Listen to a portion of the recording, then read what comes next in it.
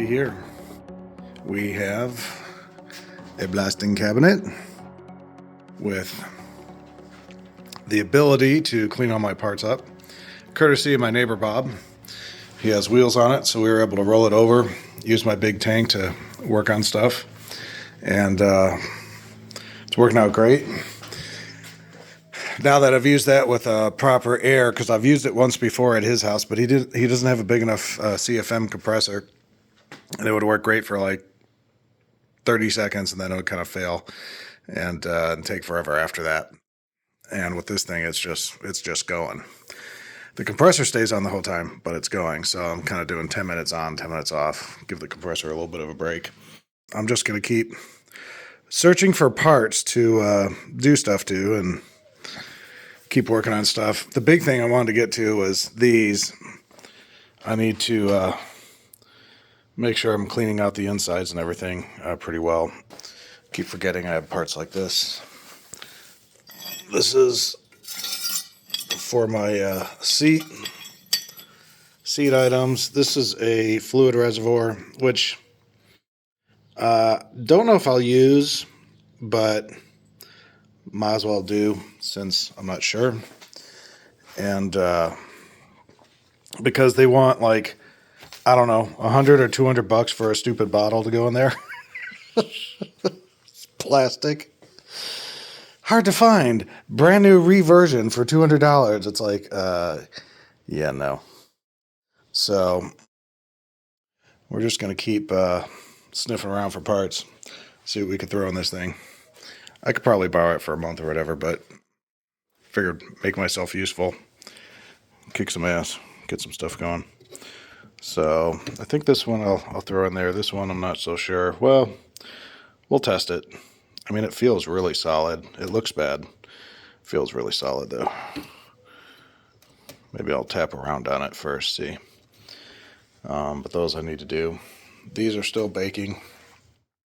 See how those go today. And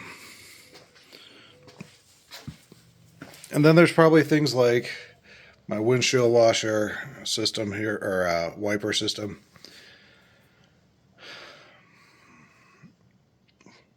We'll just keep looking and searching. Straps for the tank, that's a good one. The bolts, that's a good one.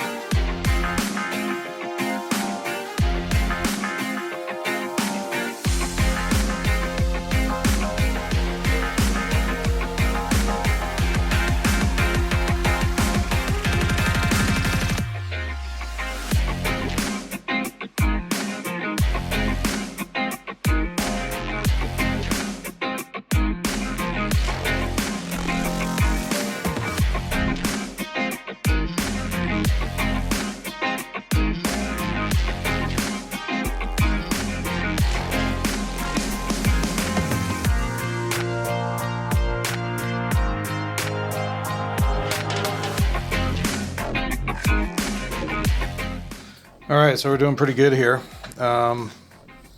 Everything almost looks like a gray primer. It's kind of interesting what sandblasting does. I know this is a trivial statement, like duh, but when you're doing a restoration, you really can't do one without a blasting cabinet.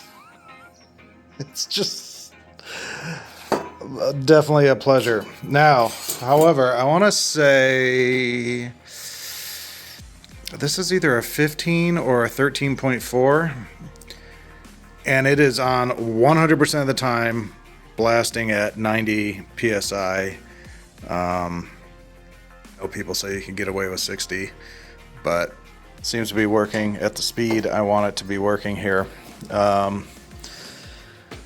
So if I was going to be doing more of this, I could actually see having either a bigger tank or, a 17 CFM or something bigger, whichever number that needs to be bigger to make happen. So it's really good. I could get into these crevices and stuff like that, get stuff cleaned out. Every once in a while I'd come across something that I'd have to scrape off and then go after it. There was some kind of like little rubber grommet around the hole, and got that off. But yeah, this is going really well, and so I just have to keep taking breaks, kind of give my compressor a breather so it doesn't overheat. In the meantime, I was able to get rid of the rubber or butyrol or whatever, butyl, that was in the track, and should be able to clean those up pretty well. But feel like we're moving forward here. That's a good feeling. So, well, it's coming together. It was looking pretty bad for a second. It's still not looking great, but we got a little bit dusted here with everything going on and all the window and the sandblasting and stuff, and so I finally had to blow it out and take it around the block. But we cleaned up a lot of stuff. We have a lot of stuff cleaned up, like the gas tank straps, some of the parts to the windshield washer. A lot of stuff is bagged and labeled. That's good. We got some possible fiberglass stuff to do. We'll see where we go with that. I have all my old harness in a box, so it's not all over the place. Chairs doubled up, give me some room. This is all the stuff out of the inside of the front doors, and I did do a few pieces, got them all cleaned up. They were pretty trashed. I was ready to like start doing this, and I'm like, let me hold off. I don't want to put, sand into the areas that it shouldn't, and that's kind of where the rust is. The other thing is they do make an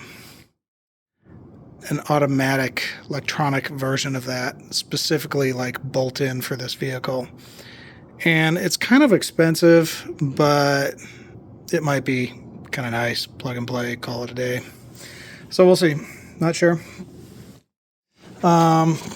Yeah, so we got all these frames. I didn't go crazy on the frames, but I got them pretty good.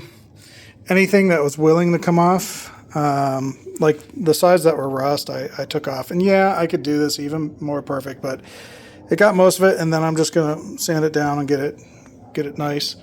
The only thing I haven't done yet is really these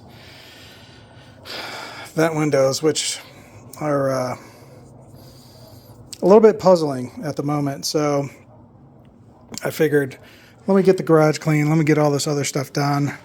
We're really close pretty much on all this stuff. Still need to do the front grille. I've been doing a lot of conversations, kind of bouncing stuff off my father, and he's kind of remote off the path, so it's a little bit more difficult to get stuff to him. But I was sending him pictures while we were discussing and stuff, and really starting to think about going towards that front teardrop being blacked out, keeping well, let me back up. So the last iteration was keep all the chrome, keep the front bumper, keep the teardrops polished. I'm calling them teardrops on the headlights. And then the front grille, I was going to try to do like a black tinted chrome powder coat. That way I could use metal filler that's specifically for powder coating and put that on the grille and just make it perfect. But now, after going through a lot of pictures, and it's hard to find stuff that looks anywhere close to what I want, but I'm kind of running in the direction of keep the grille orange with the rest of the car. No bumpers. Some cool little things that come out where the bumper would be. Blacked out tiers. Because I always feel like I'm always pushing like I want modern and I want badassery and I want, best paint job I can. But then I always go a little bit conservative, and some of it has to do with how much effort you want to put in, right? Because you could spend 5 years making this all 2-tone or 3-tone and doing all sorts of crazy stuff. And I'm just like, I always kind of back out a little bit. And so I'm like, no, if I don't like the teardrops black, I could always undo it and chrome them or whatever. You know what I mean? Like I could figure it out. So, but I think black on those, black on the almost like tow hooks or something coming out of the front where the bumper, I don't know, spacing on the words, but the connector that holds the bumper right out of that area, on front and back. And so that means that the bodywork on the front area needs to be perfect and the bodywork on the back area needs to be perfect. And that's where the most damage is on this vehicle. So it's kind of interesting as I'm going through these iterations of what I want to do. But I just ordered a crap load of paint. I have basically, once mixed, 2 gallons of white epoxy coming in. I have 2 quarts of black that matches the actual pearl that I'm going to have in the orange. So it's black pearl and orange pearl with the same exact pearls. So that's really wicked. I'm really psyched about that. So a lot of these parts that you just saw that were all powder coated, I'm going to do in black. And some stuff, is behind the scenes, doesn't need to be black pearl. It could be just black. But we'll see how it goes with the paint. And, I want to get a nice epoxy on stuff, get this black on there, and then I'm going to start getting used to using, I bought the clear too. So the clear, I think, mixed up is going to be 2 gallons. So I want to start getting used to spraying this clear. I got new guns, not only for my main gun for base and clear, but I also bought a new gun for primering, which will also do some. I got a 1.5 needle and I got a 2.5 needle for 4-to-1 build primer. So I'm buying stuff specific to make this job as easy as possible and efficient and as high quality as possible. So that's going on there. And I did buy a cup system. So, and it's one more thing to store and all that. Yeah, it might be a little bit easier to clean, but actually cleaning out your gun's really not that big of a deal. However, when you go with a cup system, I think with this cup system, I'll be able to spray upside down. And since I don't have this vehicle on a rotisserie, I think that's going to help me spray the underside of the vehicle. That's what I'm thinking. Whether that's true or not, I don't know, but there's so many different cup systems and there's so many different this and that, like it's kind of crazy. Maybe that only happens if you have a bag cup system. I'm not sure if I get in a bag cup system or not. I don't think so, but I don't know. It's just so much research.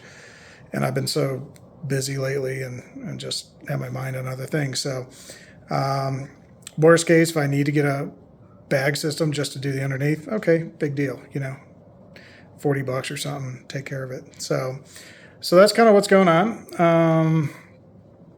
I'm feeling really good about it. I mean, ordering that much product, I got the 4-to-1 builder. I have the, it's not a glaze, but a body filler. I'm using stuff like Evercoat, some really high-end stuff. So I'm just really psyched that all these parts that I've cleaned up, I can now sand down, prepare, get a nice epoxy on it, get it black, get it cleared, and get it the hell out of this garage. Let it out gas for a week or something like that, and then put it in boxes and go store it in the house somewhere and make it go away because, it's over the top in here. So that's what I'm excited about is getting some more space here. And, I had to pull out the car and get the car, I had to blow it out, not the inside, but blow off the outside. And there's just too much dust from working in here on there, and it was kind of making me sick. So I would say 60% of it came off, and now I gotta go at it with some water and make sure I'm not rubbing that into the clear coat. So might take it for a drive one night and see if that takes any more off. I don't think so. It's pretty stuck on there. So a little disappointing. I'm disappointed in myself. There's been times where I've been down at Greg's and I see, his 33 sits in the garage, and he has Tangelo Pearl, and it's this beautiful car. And sometimes I've walked in there and I'm just like, oh my God, how do you let that happen? And then here I am, and it happened. It just happened.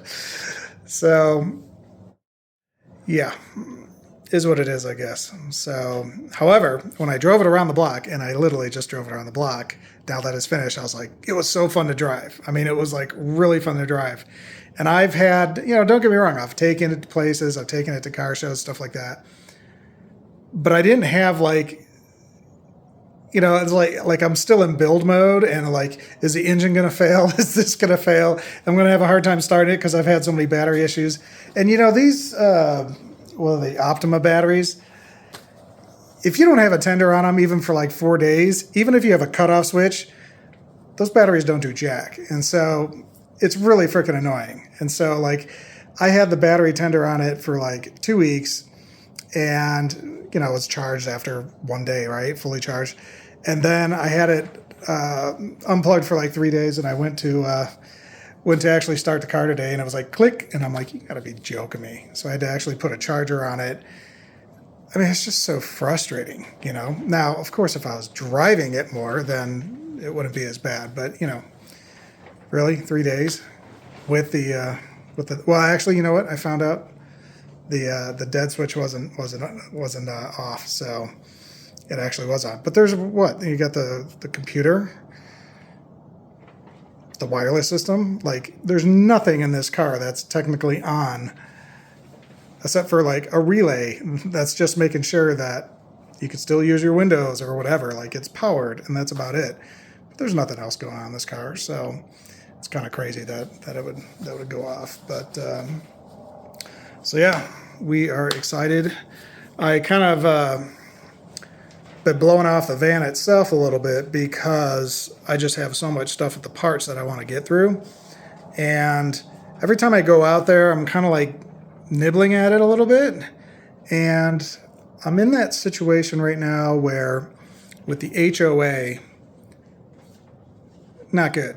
Can't keep nibbling with this vehicle that has no windows, half the paint's jacked up.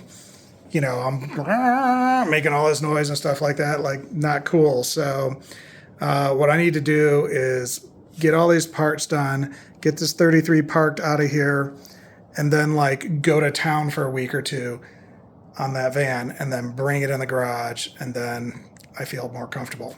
So I'm just always kind of like switching gears as I go, monitoring this situation. Haven't got a letter yet. In fact, one of the ladies from the HOA, this was really hilarious because I went down to the HOA about a month ago, and I was just like raising some hell, to the point where one of the guys there was like, what did he say? He said, finally, some logic in this meeting. I was just tearing them up. And, I was being polite about it, but like just strong and like, really? Are you joking me? Like, why am I getting these stupid stuff like that? You're wasting your time. So, and I don't have a problem with HOAs. I'm totally fine with it. I just don't like it when it's, if you're going to hold one person accountable, then hold everybody accountable. That's all I care about. Otherwise, I don't have a problem with being held accountable for stuff. So, would I like to be somewhere else and on my own property? Sure, I'd love to. But if I'm in an HOA, I'm fine with it. Just make sure it's equal across the board. So, so while I was in there, well, the actual story is, I started getting letters. I don't think I've told this before. I started getting letters, and it was like, you need to move the RV. You're not allowed to have it permanently stored in your driveway. I'm like, RV? I'm thinking like 24-foot, freaking huge, RV with pop-outs and all that. I'm like, I write back, I'm like, I don't have an RV in my driveway. You must be thinking about somebody else." They're like, "No, it's the the thing in your driveway, blah blah." And they send me a picture, and it's a picture of my van with the cover on it. And I was like, "That's not an RV." So I send another email back, and they're like, "Well, you can't have a golf cart in your driveway." And I'm like, "Golf cart? Who the hell thinks that's a golf cart? That's the biggest golf cart I've ever seen, a full-size van." So, like, that's the kind of stupidity stuff that I deal with the HOA. So I'm bringing this up about how ludicrous some of this bullshit is going on. And one of the ladies on the board is like, is that the one with the new black cover on it? Oh, that's so much better than the old ones. That's a really cute van that you have. I think it's amazing, blah, blah, blah. So I was like, totally unexpected, because I'm like thinking I'm going to, they're going to start fining me for having this thing out here. And at that point it was running, like, it wasn't taken apart yet. So then like 2 days later, I got, I'm in the van and I'm stripping stuff. I'm stripping all the interior out. And one of the members, the HOA members, comes walking up and he's like, "Hey man, really wanted to apologize." And he was like talking to me as the thing's like stripped, like basically it has the engine and the steering wheel in it. And I'm like, knowing that, in my bylaws, I should not have you're not actually even allowed to work on your vehicle in your driveway. That's what the HOA says, but they're pretty lenient on some of that. So I'm sitting there like, uh-oh, at least they're on my side right now. So yeah, I'm just trying to play it cool. I know I never expected to have this fan sitting out here this long. I just wanted to knock it out as soon as I got the car done, but I never got the car done. So just waiting on people, and life happens. So anyways, that's kind of what's going on. We're going to process these parts. We're going to get this van knocked out. I don't know when. Just depends on how long it takes to paint. This weekend I am taken up, so I'll be out of town for a little bit, but we'll get there. We will get there. I'm just super excited to have all this paint on the way, and got the new guns and everything, so really happy to kind of dig in and see how this all goes.